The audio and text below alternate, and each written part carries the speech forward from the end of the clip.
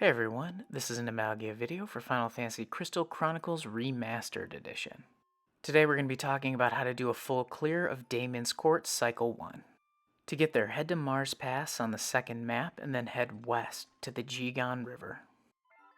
Once you're in the zone, head north and we're going to go talk to the Lilty who's operating the boat. A quick note about this river is that it eventually runs dry in one of the later years, but as long as you're still in year 3, you should be okay.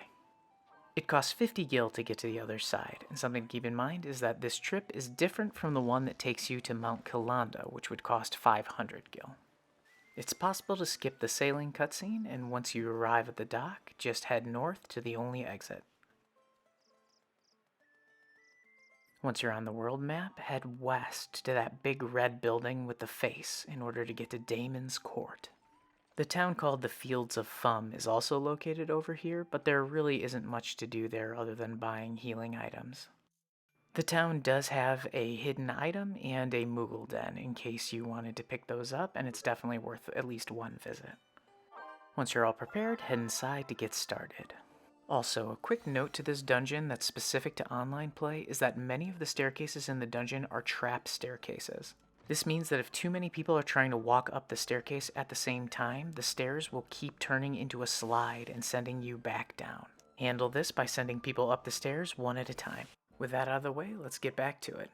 You may want to set a phoenix down just in case because this dungeon can be a little tricky sometimes, but it's not too bad if you follow the right strategy.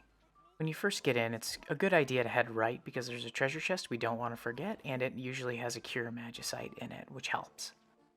Life Magicite also helps in this dungeon so that you can spell Fusion Holy. We're now going to head to one of the treasure chests that has a Life Magicite in it to make this dungeon a lot easier. Also, a quick tip, if you have magic, you can use the stairs and the wall here in order to get a free kill without actually having to fight the enemy. Enemies that are trying to kill you but have a wall in the way will just eventually give up and de-aggro. Also, northwest of the entrance to the dungeon, there's a curl, and it also usually drops a Cure Magicite in case you're in a party and you need more. These Wasps are another new enemy, and they're susceptible to gravity. I don't have it at this point in the dungeon, but just know that if you cast gravity on them, they pretty much die in a few hits. Their regular attacks can also stun you, so it's good to take them out. Ignore this ghost enemy for now. We're going to deal with him in an easier way later. He'll run into the wall, and then he'll de-aggro you eventually. At the top of the stairs, there's a lizard warrior and a lizard mage. Neither are hard to deal with, so just take them out. From here, there's a treasure chest to the north, which we're going to go grab. And then after that, we're going to head south on this upper level in order to get a Life Magicite out of a box. That ghost enemy that we avoided will usually drop another Life Magicite, but it's better to have one already so that you can cast Holy on him than it is to fight him outright when he has increased defenses. Holy is made by combining the Raise Magicite with any of the main 3 elements. Not only does Holy Magic severely weaken ghost enemies, but it also deals damage. Since the upper platform is a dead end, we're going to head back down and clean out all the enemies that we missed earlier and get some treasure. This is another part where if you're a caster, you can use the wall in order to avoid a fight. Even if you don't have the Uke casting range, you can still run up there, aggro it, and then run back down and use the wall in the same way. After the big lizard man dies, we're heading northwest to get that treasure chest in the corner. There's also a tip I'm going to mention since we're not that far in the dungeon yet. East of our position right now, there is a wooden log bridge that looks painted and it has a bomb on it, but the bridge is uncrossable. If you kill the bomb on it, the bridge will break and the logs will fall into the river. Because the bridge is uncrossable, you usually need some kind of ranged magic to get to them, and they're immune to fire, so Fire Magicite won't work. When the bomb explodes, the logs will fall into the river and float down. Blowing up this log bridge twice before you get a drop of myrrh out of this dungeon will unlock a hidden area in Conall Curach, the swamp area. In this playthrough, I already exited the dungeon and came back in to blow up the bridge a second time, so you won't see me do it, but if you have the patience to do it twice, you probably should. These greenish-yellow lizard men are good to sneak up on if you can, because they always run away from you and then throw spears. They're also the ones that drop the keys to the boss door. It's probably best to take the key back and throw it in the pedestal so we don't have to worry about it. Head back east and let's kill the ghost that we ignored in order to carry the key. Just hit him with Holy like we did before to make him a joke. At the base of the stairs to the southeast, there will be another Wasp enemy. Hit him with Gravity or just kill him outright if you feel confident. Now we're heading up those stairs on our right to get to the top of the wall. Take a right and head south here. Something to keep in mind is that it's hard to see, especially if they're out of your field of view, but sometimes the lizard men will spawn facing away and you can sneak up on them and get in some good hits before they get a chance to counterattack. Once you kill the warrior and the mage, grab the treasure chest and then head north.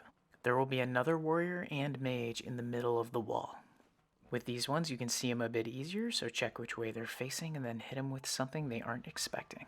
Beyond these two is a large lizard man and a spear-throwing one, but not one of the yellow ones. This one doesn't drop a key, it's just a normal spear-throwing enemy.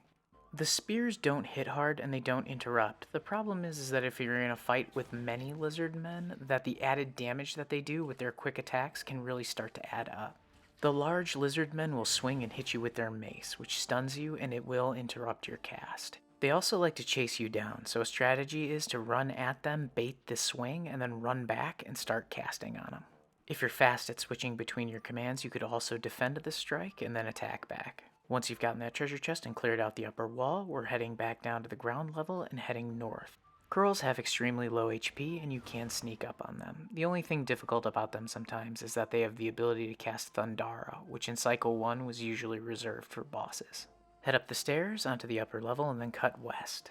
Up here in the middle of the wall there will be 3 lizard men. One is a warrior, one is a large one, and another one is a spear-throwing enemy. If you feel like they're overwhelming you, you can always keep pulling back. At some point, they will actually de-aggro, and they keep the damage that they had before they returned to their spawn point. Once they're dead, head west, and you'll run into a group identical to the one you just fought.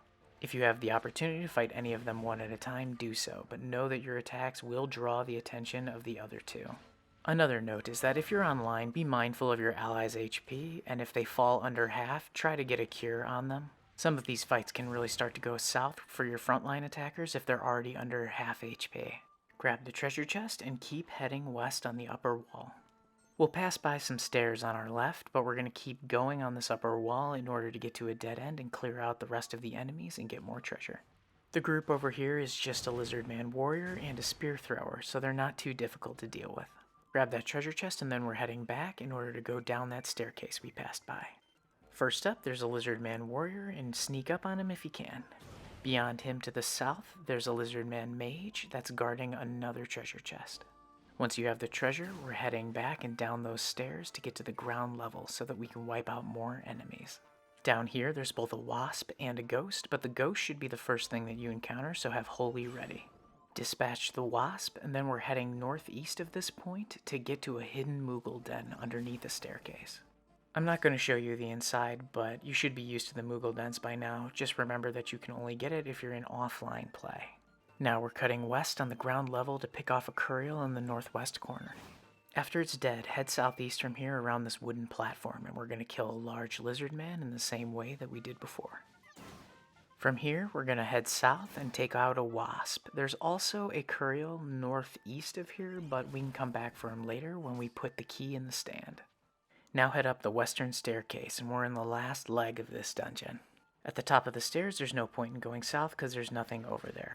One of the yellowish-green lizard enemies with the key will be up here. It's best to ignore the key and leave it on the ground for now. This path north along the wall is a dead end, so we have to backtrack this way anyway, so we'll grab the key then. The remaining enemies will be a large lizard man and a lizard man mage, and behind them is the last treasure chest that we haven't gotten in this dungeon. Once you defeat these enemies and grab the treasure, we're heading back to put the key in the stand and kill the last Curl. When that's out of the way and the door opens, it's time for the boss. Despite how imposing this boss looks, it's not actually that difficult. He's immune to fire, but he takes good damage from blizzard, thunder, and focus attacks. Probably the most significant thing to note about this fight is that the boss has very low HP. So if you're in a group online, you can almost just burn him down and ignore all the mechanics and adds in this fight. If you're solo, you should probably focus down the adds first unless you're really confident in your damage output. When the fight begins, there will be at least 3 adds, 2 Curials and a Lizard Man Archer. The Lizard Man Archer tends to stay to the south and stand on the trap buttons. The trap buttons trigger the saw blade that goes around the arena, but it's actually not that dangerous, and it can hurt the enemies as well as you, so you can use it to your advantage. The boss has a pile driver and a shield with arrows. When he shoots the arrows, they fan out from his fist in a group of 5. The pile driver deals moderate damage, but it's pretty easy to dodge. Another thing is that he can put his arms in front of him to create a shield for physical attacks, but he still takes damage from magic and he still takes physical damage from behind. If you're close to him, he also has a circular sweeping swing attack that can knock you back like many of the other bosses had. If you found any of the information in this guide helpful, please subscribe. It really helps us out. That's all there is to it. As always, thanks for watching.